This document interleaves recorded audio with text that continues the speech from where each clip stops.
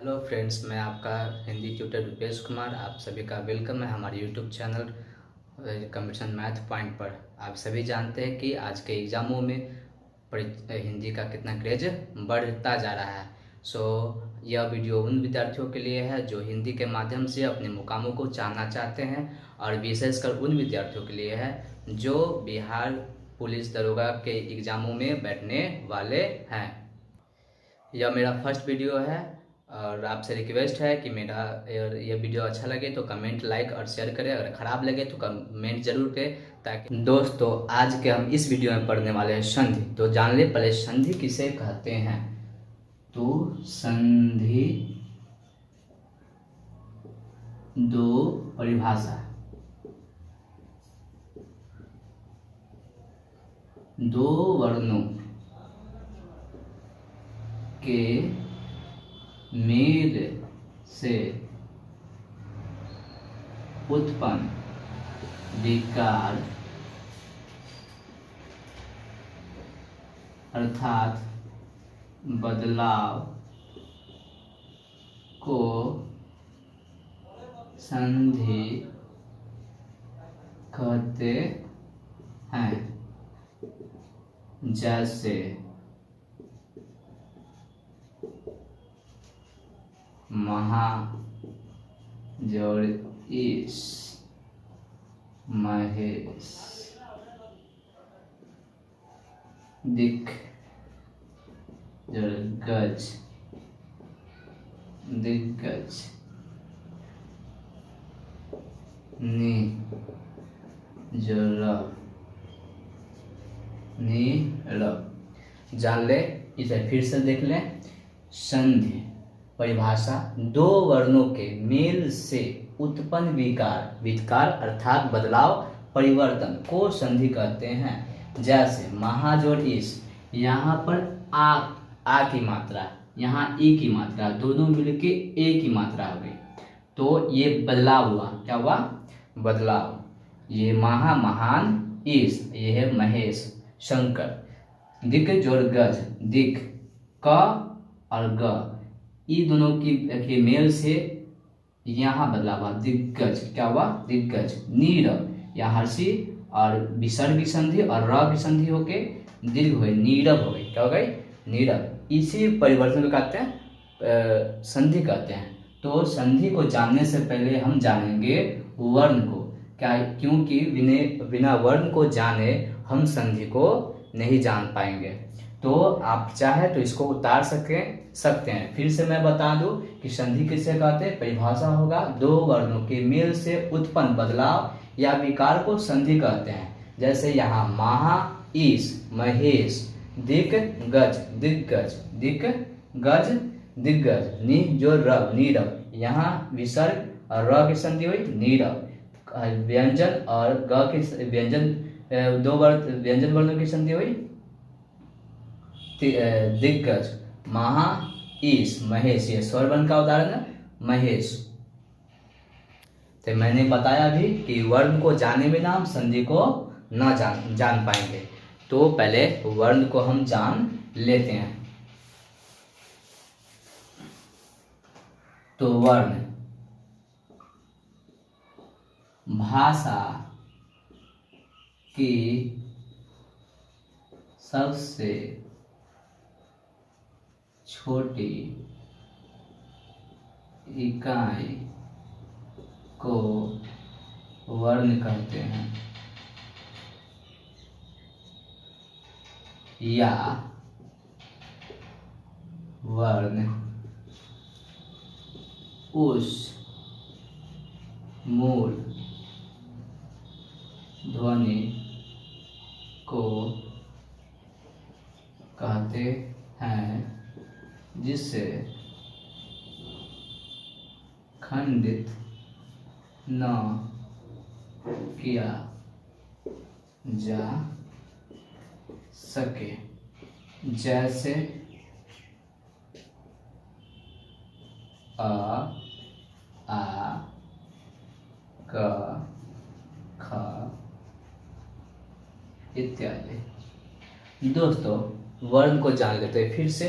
वर्ण भाषा की सबसे छोटी इकाई को वर्ण करते हैं। अर्थात भाषा की सबसे छोटी इकाई कहने का मतलब कि उससे और छोटा हम न कर सकें। वर्ण उस मूल ध्वनि को कहते हैं जिसे खंडित न किया जा सके। वर्ण की परिभाषा ये भी बोल सकते हैं और ये भी बोल सकते हैं, वर्ण उस मूल ध्वनि को जिसे खंडित न किया जा सके। एक मूल ध्वनि है जिसको हम तोड़ न सकते हैं। जैसे अ को तोड़ा नहीं जा सकता।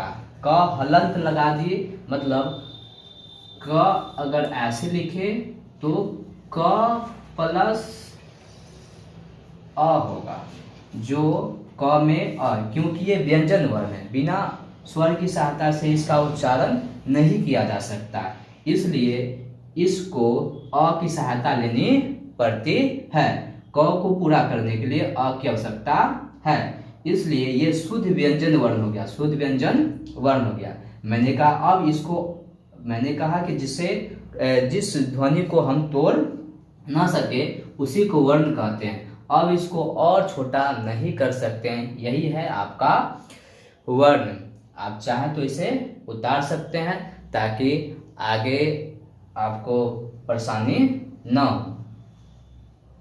अब दोस्तों चलते हैं आगे वर्ण के टाइप के बारे में, वर्णों की संख्या कितनी है, वर्ण के और डिटेल्स इसके बारे में जान लेते हैं थोड़ा।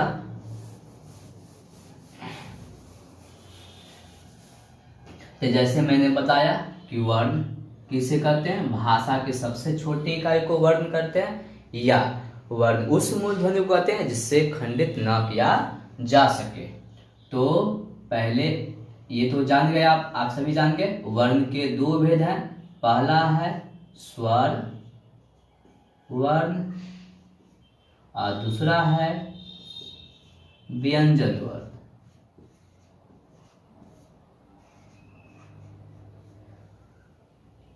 स्वर वर्ण को पहले जान लेते हैं। स्वर वर्ण जिस वर्ण का उच्चारण निर्बाध रूप से हो, अर्थात जिसके उच्चारण में कोई बाधा उत्पन्न न हो, और बाधा उत्पन्न नहीं होगी तो किसी की सहायता लेनी न पड़ेगी। जैसे हम लोग भी अपने दैनिक क्रियाकलापों में कोई काम करते हैं, अगर बाधा उत्पन्न है तो किसी की हेल्प लेनी पड़ती है, और बाधा उत्पन्न ना हो तो हम बिना हेल्प के ही उस काम को कर पाते हैं। उसी तरह वर्ण है, क्या है, वर्ण जिस वर्ण को निर्बाध रूप से बिना बाधा के हम इसका उच्चारण कर सके, या जिन वर्णों का उच्चारण बिना सहायता से हो, जिन वर्णों के उच्चारण में किसी अन्य वर्णों की सहायता न ली जाए, उसे स्वर वर्ण कहते हैं। तो यहाँ मैं लिख देता हूँ ताकि आप उतार सके। तो जिन वर्णों के उच्चारण में अन्य वर्णों की सहायता न ली जाए उससे स्वर वर्ण कहते हैं। जैसे अ, आ, ई इत्यादि। तो फिर से जान लेते हैं, जिन वर्णों के उच्चारण में अन्य वर्णों की सहायता न ली जाए उसे स्वर वर्ण कहते हैं। जैसे अ, आ, ई, ये होता है अ से अ तक, अ से अ तक, ठीक है। अब इसके टाइप के बारे में थोड़ा जान लें। तो ये आप उतार सकते हैं ताकि आपको आगे समझने में परेशानी न हो। स्वर वर्ण, स्वर वर्ण, स्वर वर्ण के भी दो भेद हैं। पहला है ह्रस्वर वर्ण इसे मूल स्वर भी कहते हैं, मूल स्वर।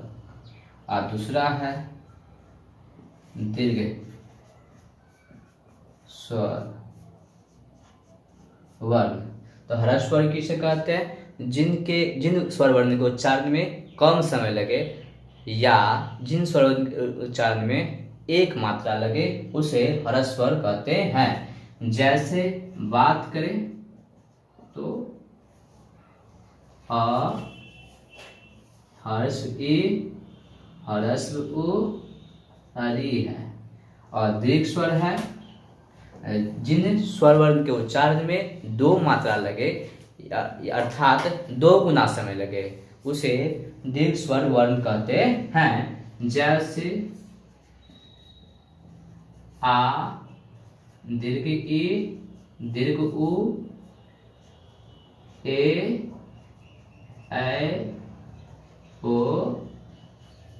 ओ। इस हिसाब से देखें तो स्वर वर्ण की संख्या का पता चलता है। 1 2 3 4 5 6 7 8 9 10 11 अर्थात स्वर वर्णों की संख्या कितनी है बच्चों? 11 है। कितनी है? 11 है। अब इसे जान लेते हैं, इतना ही। अब व्यंजन वर्ण के बारे में थोड़ा जान लेते हैं। फिर से एक बार इसे बता दूं मैं स्वर वर्ण के बारे में। तो स्वर वर्ण किसे कहते हैं? जिन वर्णों के उच्चारण में अन्य वर्णों की सहायता न ली जाए उसे स्वर वर्ण कहते हैं। स्वर वर्णों की संख्या 11 होती है। कहाँ से कहाँ तक होती है? तो अ से अ तक होती है। स्वर वर्ण के भेद कितने होते हैं? 2 भेद होते हैं, ह्रस्व स्वर वर्ण और दीर्घ स्वर वर्ण। ह्रस्व स्वर वर्ण को मूल स्वर वर्ण भी कहते हैं। जैसे अ, ई, उ, री। तो ह्रस्व स्वर मूल स्वर, ह्रस्व स्वर को मूल स्वर भी कहते हैं जिसकी संख्या 4 है। दीर्घ स्वर जिन स्वर वर्ण के उच्चारण में दो मात्रा लगे अर्थात 2 गुना समय लेगे उसे दीर्घ स्वर वर्ण कहते हैं। जैसे आ, हा, दीर्घ ई, दीर्घ उ, ए, ऐ, ओ। इसकी संख्या 7 है। इसकी संख्या 7 है। तो अब हम जानते हैं व्यंजन वर्ण के बारे में।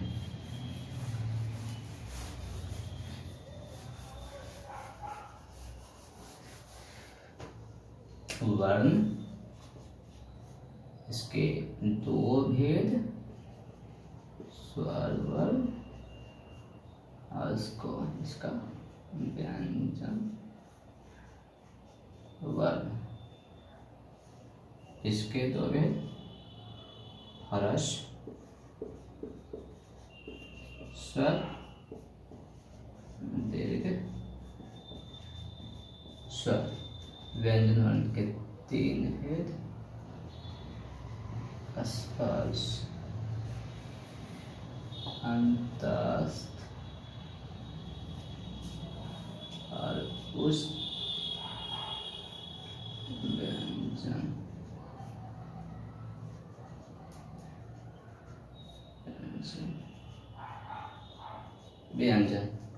हम फिर जान ले वर्ण तो जान लिए थे कि स्वर वर्ण किसे कहते हैं और उसके टाइप कितने हैं। अब चलते हैं व्यंजन के वर्णों के बारे में। तो व्यंजन वर्ण जिन वर्णों के उच्चारण में अन्य वर्णों की सहायता ली जाए अर्थात स्वर वर्ण की सहायता इसमें ली जाती है। कोई भी, जैसे क से ह तक कोई भी वर्ण बोले तो उसमें अ की मात्रा आती ही आती है, उसके बिना हम उसका उच्चारण नहीं कर सकते हैं। तो परिभाषा फिर से सुन ले।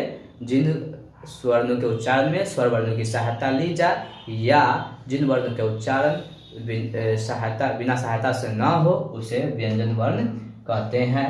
व्यंजन वर्ण के 3 भेद हैं, स्पर्श व्यंजन, अंतस्थ व्यंजन और ऊष्म व्यंजन। स्पर्श व्यंजन, अंतस्थ व्यंजन और ऊष्म व्यंजन। तो स्पर्श व्यंजन को जान लेते हैं। जिन व्यंजन वर्णों का उच्चारण कंठ, तालु, दंत, ओष्ठ, मूर्धा, नासिका के स्पर्श से हो उसे स्पर्श व्यंजन वर्ण कहते हैं।